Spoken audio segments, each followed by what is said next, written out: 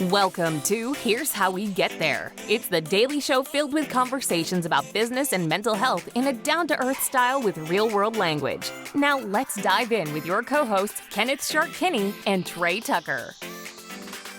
So Trey, we talked yesterday about the Super Bowl commercials and what our opinions were of those, but let's talk a little bit about what your thoughts were on their commercials this year for Budweiser and Bud Light. One of the things that's really interesting is they have backed the truck up and spent as much money as possible on people like Peyton Manning, Emmitt Smith. They've got some other people that are in these. They have taken as far a turn right as they did a turn left earlier last year with Dylan Mulvaney. And they brought back the Clydesdales. They brought back a lot of the nostalgia. They just sprinkled the whole thing with testosterone and went away from where they were going. What are your thoughts on how their ads did and how they look to you at the Super Bowl?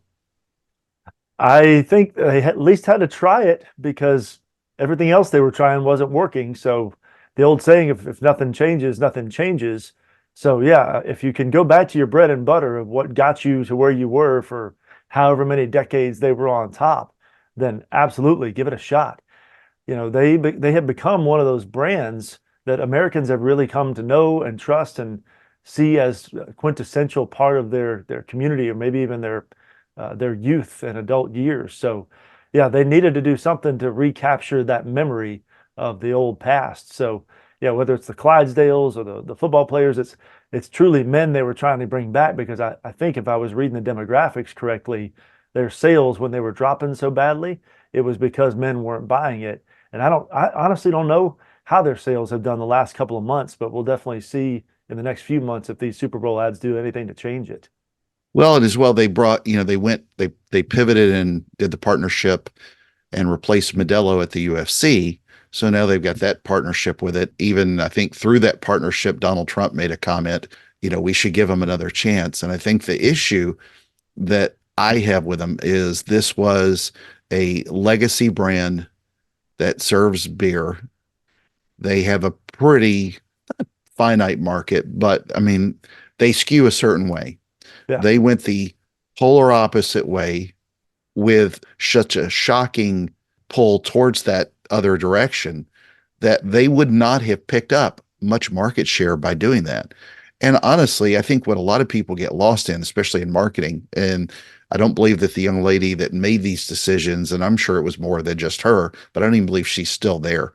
You can't listen to all the fluff and silliness. For a lot of people, we just want to buy beer. I switched away from Budweiser and Bud Light years ago because I didn't like the taste of their beer. I don't care what their political stances are on stuff. Do I really need them to write a million blogs about climate change or save the puppies? I mean, that's great that they do that. But when you pivot, not even to that, but so far off in another direction, you're taking your customers through a journey that they didn't sign up for.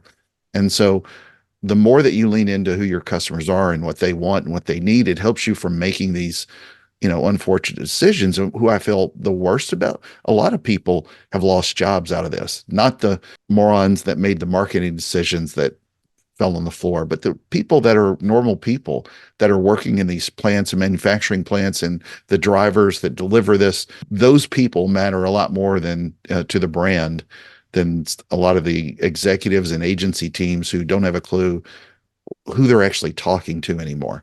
And you got to remember that whenever you're trying to serve your customer and make your focus customer centric. Thank you for joining Shark and Trey on the Here's How We Get There show. Make sure to rate, review, and subscribe to the show and visit here'showwegetthere.com. That's here'showwegetthere.com.